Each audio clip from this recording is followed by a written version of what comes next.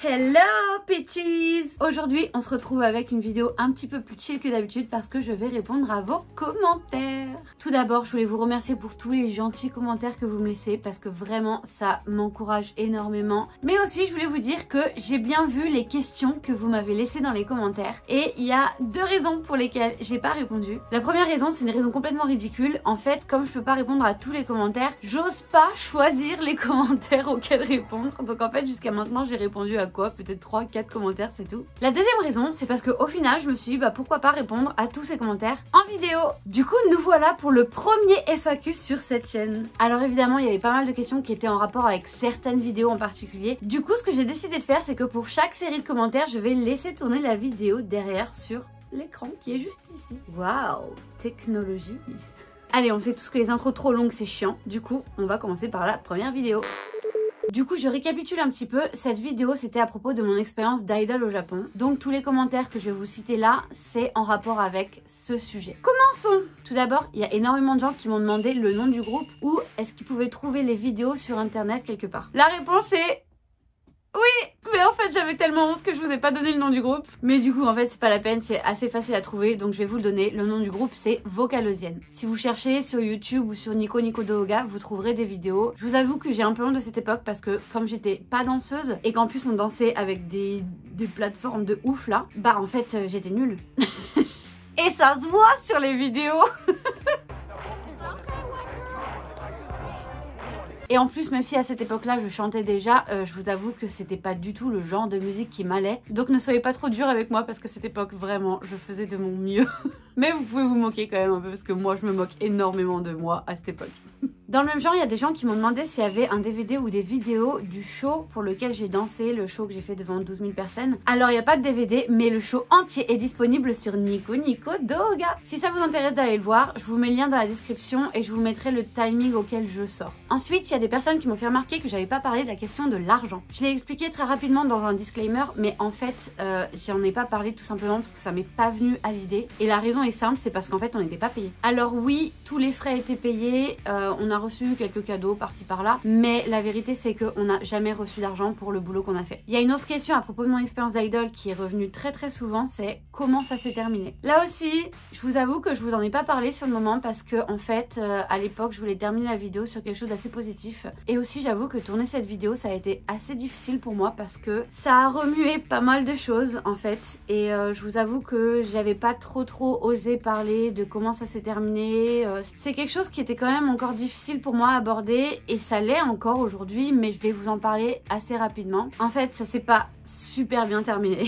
Ce qui s'est passé, c'est que tout simplement, j'en pouvais plus. Au bout d'un moment, je pouvais plus supporter toute cette pression, toutes ces critiques. J'avais l'impression que ça allait nulle part et je me voyais pas faire ça plus longtemps parce qu'il y a un moment donné où ça allait plus être possible et du coup, j'ai préféré y mettre un terme moi-même en fait. Je vais pas vous mentir, ça a pas été facile. Ça a été assez effrayant, émotionnellement parlant, mentalement parlant. Ça a été très compliqué et je le souhaite à personne. Ceux qui me suivent sur Twitch le savent déjà, mais j'en ai parlé en détail dans mes lives parce que c'est vrai que ça a un côté un peu plus convivial, les réactions sont live, il y a des questions, je peux répondre du tac au tac et du coup c'est plus facile pour moi de parler ce genre de choses. Donc si jamais ça vous intéresse, n'hésitez pas à faire un tour sur mes live Twitch, c'est tous les dimanches à 13 h. J'ai aussi pas mal de personnes qui m'ont demandé s'il y avait des fans qui m'ont suivi après avoir arrêté ce projet d'idol. Et oui, alors c'est une poignée, hein, c'est pas énorme, mais j'ai quelques fans qui en effet m'ont suivi après dans tous les projets que j'ai fait derrière et qui me suivent encore. J'ai même des fans qui sont abonnés à cette chaîne là alors que je parle en français dessus. Et malgré le fait qu'ils comprennent pas la plupart des choses dont je parle, ils sont quand même là, ils me laissent quand même des commentaires, ils sont abonnés, ils likent, ils m'envoient des messages sur Instagram, ils répondent à mes tweets sur Twitter. Et ça me fait énormément plaisir de voir que ces gens sont restés malgré le fait que j'ai changé complètement d'image, j'ai fait des choses qui peut-être à la base étaient pas forcément leur truc. Mais malgré ça, ils me soutiennent et ils sont restés dans le temps et ça c'est juste génial. Sur cette vidéo, j'ai aussi reçu ce commentaire. Alors, je sais pas si je suis tellement grande par rapport aux français. Je sais que je suis peut-être un petit peu plus que la moyenne, mais pas tant que ça. Par contre, par rapport aux japonais, oui, je suis grande. Je fais 1 m 74. Voilà.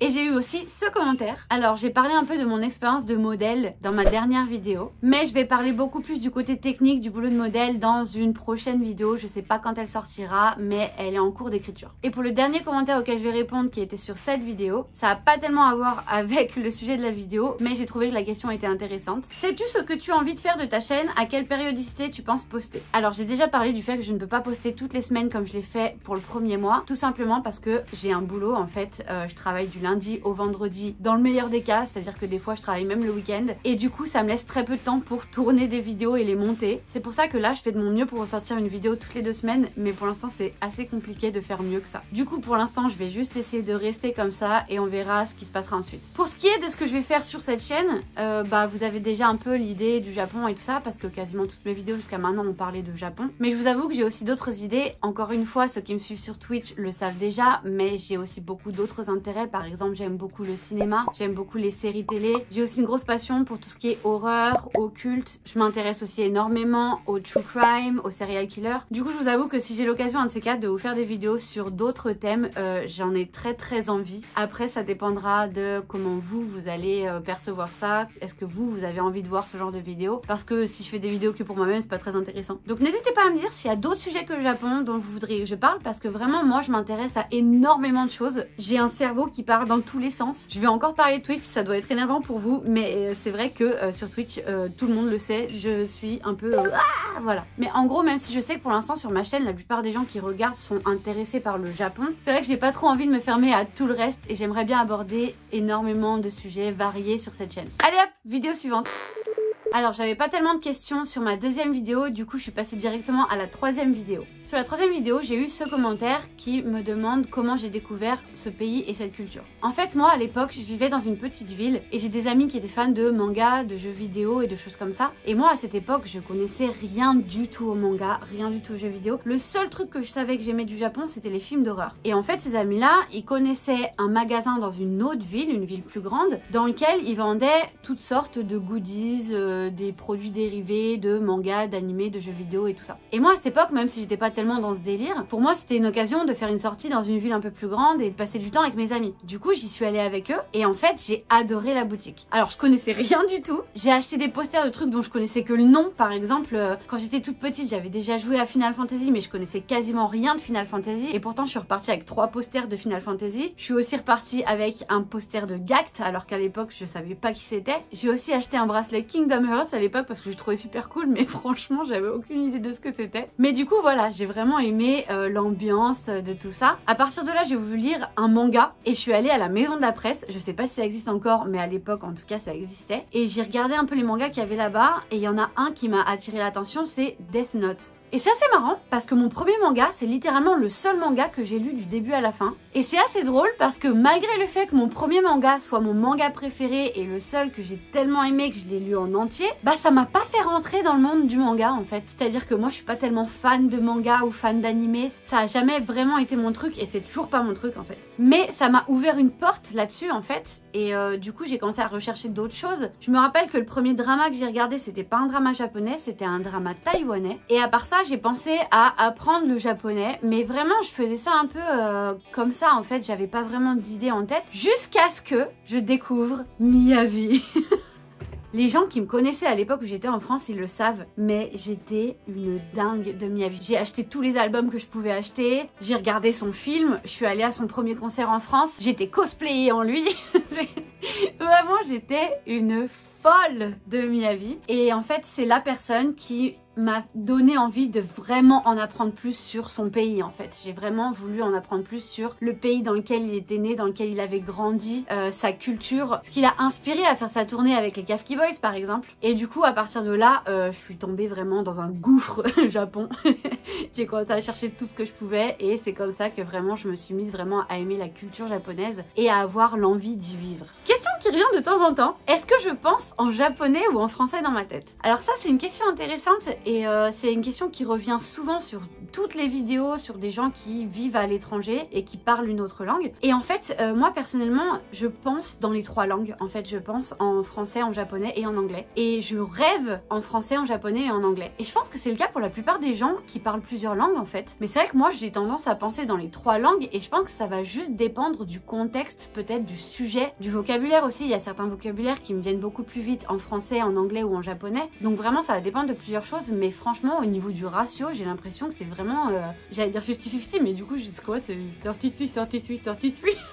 Mais du coup non, je pense que c'est à peu près équivalent en fait le ratio de mes pensées dans les différentes langues. Une autre question qui revient de temps en temps, c'est qu'est-ce que je fais comme boulot maintenant? Parce qu'en fait j'ai parlé du fait que j'ai été idol, j'ai parlé du fait que j'ai été modèle. Il y a d'autres choses aussi que j'ai faites et dont j'aimerais bien vous parler dans d'autres vidéos si ça vous intéresse. Mais du coup c'est une question qui revient souvent et à laquelle j'ai encore répondu sur Twitch. Je suis désolée mais c'est vrai que ces sujets-là ils ressortent beaucoup plus sur Twitch. Donc je vais vous y répondre maintenant. Là en ce moment je travaille dans une entreprise d'événements. Donc ça peut être toutes sortes d'événements. Par exemple j'ai travaillé sur le Tokyo Game Show. J'ai beaucoup travaillé sur des live streaming pour des jeux vidéo ou des mangas ou des animés qui sont assez connus. Par exemple Dragon Ball, One Piece, Final Fantasy et d'autres choses. Et en fait notre boulot nous c'est juste d'organiser ces événements, d'organiser ces live streaming, d'essayer d'avoir certains invités pour ces événements ou ces émissions, de faire les graphiques de temps en temps. Je travaille beaucoup sur les graphiques étant donné que je sais utiliser Premiere Pro, je sais utiliser Photoshop. Du coup on me demande souvent de faire des graphiques pour ces événements là. À part ça, enfin c'est de l'événementiel quoi, c'est vraiment l'organisation dans son entièreté. C'est la raison aussi pour laquelle je peux pas vous faire des vidéos aussi souvent, c'est parce qu'en fait l'événementiel ça prend énormément de temps et en fait on n'a pas des horaires 10h, 19h, alors si on a techniquement des horaires 10h, 19h, mais en fait il faut savoir qu'on fait beaucoup d'heures supplémentaires et qu'on travaille aussi les week-ends parce que souvent les événements ils se passent le week-end et des fois c'est juste une question de voilà on a juste il nous reste juste ce week-end pour travailler sur cet événement donc en fait on va travailler tout le week-end et du coup c'est vrai que c'est un boulot qui prend énormément de temps mais qui est très intéressant aussi hein, mais c'est vrai que c'est très chronophage. Et maintenant on passe à la 4e vidéo où je parlais de mes bails de date au Japon. Alors le premier commentaire auquel je vais répondre, il est un peu long du coup je vais garder mon téléphone pour pouvoir le lire. Coucou Jelly, super vidéo, très heureuse de pouvoir suivre ta chaîne, merci, c'est gentil. Je me demandais d'après tes expériences, trouves-tu les hommes japonais plus posés, organisés, responsables que les Européens ou pas du tout? Honnêtement j'ai pas franchement d'avis là-dessus, j'ai l'impression que c'est kiff hein. La suite c'est, perso je me suis souvent retrouvée à être plus dans le rôle d'une mère que d'une petite amie, alors je me demandais si cette tendance était présente aussi au Japon. Honnêtement ça je pense que c'est à peu près kiff aussi en fait. Je pense qu'il y a pas mal de femmes en effet qui jouent le rôle de la mère dans leur couple, mais je pense pas que c'est spécifique au Japon ou spécifique à la France, je pense que c'est spécifique aux sociétés qui ont vécu très longtemps dans un modèle patriarcal en fait. Les Japonais ont-ils une meilleure hygiène de vie que les Français? Je pense que les Japonaises sont beaucoup plus concernées par l'hygiène et par le fait d'avoir l'air propre, d'avoir l'air joli, d'avoir l'air de prendre soin de soi. Après en ce qui concerne les hommes, je sais qu'il y a plus d'hommes coquets, mais au niveau de l'hygiène, je sais pas, je trouve, enfin ils sont propres normal quoi, puis il y a sûrement des gens qui sont pas propres. As-tu des anecdotes à ce sujet? As-tu déjà eu des surprises en découvrant le lieu de vie de certaines personnes? Alors ça oui par exemple, mais honnêtement c'était autant des filles que des hommes que des couples, et c'était pas forcément que des Japonais ou Japonaises, mais je sais pas pourquoi au Japon j'ai vraiment découvert des appartements des fois. Oh là là, non, j'ai même pas envie de vous en parler parce qu'il y avait des détails qui étaient... Ouais. On va passer aux commentaires d'après. J'ai aussi reçu ce commentaire qui demande si, quand Neki a passé quelques jours en France, l'alcool qu'ils ont acheté, est-ce qu'il a été bu dans une soirée? Et du coup, je me suis dit, moi, je peux pas répondre à cette question, donc on va demander à l'intéressé. On va voir ça. Neki? Did you drink all the alcohol you bought in Paris in one night? Yes. Thank you. Voilà. Le commentaire suivant, c'est par rapport au fait qu'à un moment donné dans cette vidéo, je dis que peut-être que les expériences que j'ai eues avec les hommes sont aussi en rapport avec la communauté dans laquelle j'évolue. Et du coup, la question, qu'est-ce que tu appelles la communauté dans laquelle j'évolue? Les musiciens peut-être? Alors oui, entre autres, les musiciens, la communauté un peu underground, parce que moi quand je suis arrivée au Japon au départ, j'ai été vachement intéressée par la culture underground du Japon, évidemment parce que j'étais à fond dans le visual kei, le rock, les cyber, les trucs un peu originaux qui sortent sortent un peu de l'ordinaire et tout ça. Donc j'ai un peu traîné dans ce milieu-là, ce que je ne vous conseille pas, honnêtement. Pour plusieurs raisons, on en parlera peut-être sur Twitch si ça vous intéresse. Mais en effet, je parlais un peu d'un mélange de plusieurs communautés, dont les musiciens. Et la suite du commentaire, c'est « Et pourquoi les pêches ?» Alors ça, c'est une question aussi qui revient de temps en temps. En fait, Jelly Peach, c'est mon nom d'artiste, de modèle en fait au Japon. C'est le nom que j'utilise à la télé, c'est le nom que j'utilise pour mes boulots. Et du coup, en fait, tout le monde m'appelle Jelly. Et l'idée de Peach, ça m'est venu à l'époque où je faisais du rock. Et j'avais envie d'un nom qui dénote un peu avec ce que je faisais. Du coup, vu que je faisais du rock, je me suis dit je vais prendre un nom un peu mignon. Et j'ai pensé que pêche, ce serait cool pour plusieurs raisons en fait. D'une, parce qu'en effet, je trouve ça mignon. De deux, j'aime bien les pêches, j'aime bien l'odeur de la pêche, j'aime bien le goût de la pêche. En plus de ça, pêche en japonais, ça se dit momo. Et rose en japonais, ça se dit momo hiro, la couleur de la pêche. Et vous le savez pas, mais il y a une époque où moi, j'étais dingue de rose. Et j'adore toujours le rose, mais juste que j'en porte moins. Mais vraiment, j'adorais ça. Tout ce que j'achetais, mes vêtements, il y avait plus de la moitié de mes vêtements qui étaient roses. À chaque fois que je pouvais choisir la couleur de quelque chose, quand j'achetais quelque chose, c'était définitivement du rose. C'est passé au noir quand je suis venue au Japon, je sais pas pourquoi. Quand je suis venue au Japon, j'ai commencé à porter beaucoup noir et au final, toute ma garde-robe était noire. Mais du coup, voilà, j'ai eu mon époque où vraiment c'était le rose. Et du coup, comme Momohiro, la couleur de la pêche, c'est le rose, j'ai trouvé ça sympa. Et il y a une autre raison qui est un peu plus anecdotique. Mon père a acheté un ours en peluche pour ma naissance. Et je sais pas qui a décidé de l'appeler Momo, mais quelqu'un a décidé d'appeler cet ours en peluche Momo. Et c'est un ours en peluche que j'ai chéri jusqu'à ce que il soit jeté par erreur, hélas.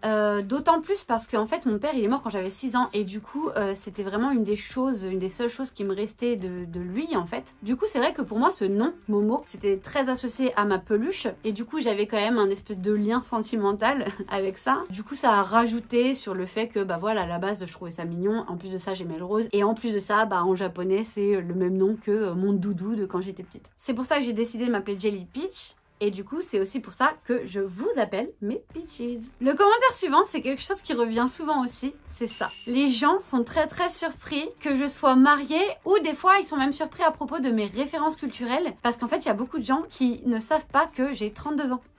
Mais du coup, voilà, je trouvais ça assez drôle et je me suis dit, je vais y répondre parce que c'est quand même une question qu'on me pose très souvent. Le dernier commentaire avant la vidéo suivante, je voulais absolument vous le partager parce que c'est la crème de la crème. Je crois que vous ne pourrez pas sentir plus de virginité que ça dans un commentaire. Le voici.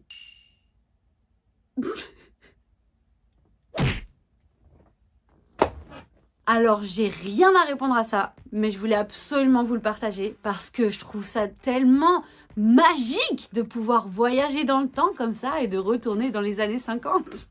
Enfin bref, passons à la vidéo suivante. La vidéo suivante c'est celle avec Mitsu. Alors tout d'abord parce que certaines personnes ont eu un doute, je tiens à préciser que ça, ce n'est pas une vraie pub. C'est quelque chose que j'ai monté de toutes pièces pour cette vidéo. Ça vient complètement de mon cerveau de taré. Ensuite, il y a énormément de personnes qui ont parlé du fait qu'ils faisaient les aizuchi dans leur vie de tous les jours, même s'ils habitent pas au Japon. Je pense qu'en fait, on n'a pas été assez précis dans la définition des aizuchi. Il faut savoir que les aizuchi, c'est pas seulement des trucs du genre ah ok, ah ouais d'accord. Ça comprend aussi des phrases du genre, par exemple, si tu dis hier je suis allée à la montagne, il y a des Japonais, ils vont te répondre hier t'es allé à la montagne. Et je sais pas si vous vous rendez compte comme ça en fait, mais c'est super bizarre au début quand tu parles avec des Japonais et qu'ils répètent ce que tu viens de dire en fait. Et du coup voilà, les aizuchi en fait c'est beaucoup plus que des petits sons, c'est aussi des phrases complètes où des fois vraiment tu sais pas trop pourquoi ils avaient besoin de répéter ça quoi. J'ai aussi remarqué quelques commentaires à propos du fait que dans cette vidéo, à un moment donné, je dis que quand Mitsu et moi on marche dans la rue au Japon et qu'on entend des gens parler français, on se met à parler en japonais pour pas que les gens nous parlent. Et il y a quelques personnes qui étaient légitimement curieuse de savoir pourquoi. Honnêtement, il n'y a pas de raison vraiment claire. Je pense que c'est un mélange de choses. D'une, c'est le fait qu'on vient au Japon et que du coup, on n'a pas forcément envie de parler à des Français et de se faire une grosse communauté de Français et du coup de finir par toujours être que avec des Français. La deuxième raison, c'est parce que honnêtement, il y a aussi certains touristes français qui sont très désagréables. Touristes ou pas d'ailleurs, il y a aussi des Français qui vivent au Japon qui sont insupportables dès qu'on les rencontre, dès qu'on parle avec eux, parce que c'est vrai que il y a quand même ce réflexe chez les Français de se plaindre de tout. Moi, je vais pas mentir, j'échappe pas à cette règle. C'est vrai que quand je rencontre d'autres Français, j'ai tendance à me plaindre de plein de choses, que ce soit du Japon ou d'autres choses d'ailleurs. Mais il y a un moment donné où ça s'arrête. Il y a un moment donné où on parle d'autre chose. C'est-à-dire que nous, des fois même, on fait des blagues. On se plaint du Japon, on se plaint de la France, mais on en rigole. Pour nous, c'est plus une façon d'échanger, d'avoir une discussion, de rigoler un peu. Mais des fois, il y en a, eux, ils sont très très sérieux. Et en fait, la discussion ne fait qu'augmenter en négativité, quoi. Et c'est ce genre de choses aussi qu'on essaie d'éviter, je pense. Après, j'ai aussi énormément d'amis français au Japon. On se ferme pas complètement non plus aux Français. Mais du coup, pour répondre à la question qui était liée à ce sujet, si des touristes francophones sont perdus et vous demandent une indication, vous ne le faites pas, point d'interrogation. Si. Évidemment, on leur répond en français s'ils sont français. D'ailleurs, qu'ils soient français ou pas, on va les aider. Et même des fois d'ailleurs, avant même qu'ils demandent de l'aide, quand on voit des touristes qui ont l'air perdus et qui ont l'air d'avoir un problème, spontanément, on va aller vers eux et on va leur demander s'ils ont besoin d'aide. En fait, c'est juste qu'on va pas forcément rechercher une interaction avec chaque Français qu'on croise au Japon. Mais c'est tout, quoi. Alors, il y a aussi quelques personnes qui se sont demandé ce que ça voulait dire Marui, parce qu'en fait, on a parlé du fait qu'il y a certaines personnes qui arrivent à lire le logo Marui et d'autres qui n'arrivent pas à le lire. En fait, Marui, c'est un centre commercial qui est très connu au Japon, et leur logo, c'est un rond, une barre, un rond, une barre. Et en fait, le rond, c'est Maru, c'est la traduction de rond, et la barre, c'est un 1, en japonais c'est ichi, mais on va dire que le i. Et du coup, ça se dit Maru-i. Et ça, il y a beaucoup d'étrangers qui ne le savent pas, et du coup, si tu arrives à lire ce logo Maru-i, ça montre que tu as passé un certain temps au Japon, ou que tu as juste regardé cette vidéo. Alors, petit moment flex avec le dernier commentaire auquel je vais répondre dans cette vidéo. Sur plusieurs vidéos, dans beaucoup de commentaires, il y a eu des compliments sur le montage. Et quelques personnes se sont demandé qui montait mes vidéos. Est-ce que c'était Mitsu? Est-ce que c'était quelqu'un d'autre? Et c'était assez drôle parce qu'en fait, c'est moi. Mais du coup, ça me fait vraiment plaisir d'avoir tous ces compliments par rapport au montage. Parce que même si j'aime tourner des vidéos, j'aime encore plus les monter. Et ça me fait vraiment très plaisir de savoir que beaucoup d'entre vous apprécient les montages, les blagues, les concepts que je vous présente. Du coup, je voulais vraiment vous remercier pour ça parce que à chaque fois que je lis ce genre de commentaires, ça m'encourage de ouf. Et ça me donne la patate. La pêche. Enfin bref, on va s'arrêter là pour aujourd'hui. Je suis désolée. En vrai, il y avait beaucoup plus de commentaires auxquels... je voulais répondre, mais en fait je suis vachement en retard sur mon emploi du temps là et il faut que je me dépêche de me préparer pour le live. Du coup, je pense que je répondrai à ces autres commentaires dans une autre vidéo et surtout n'oubliez pas, vous pouvez commenter dans cette vidéo si vous avez des questions et sur les autres vidéos aussi si vous avez d'autres questions par rapport à ces sujets-là. Merci encore de me soutenir quand vous regardez mes vidéos, commentez, likez, vous abonnez, tout ça vraiment c'est trop ouf et ça me fait trop plaisir. Et en attendant la prochaine vidéo, je vous souhaite de trouver une compilation des meilleurs mèmes d'internet. Et je vous dis bye bye peaches.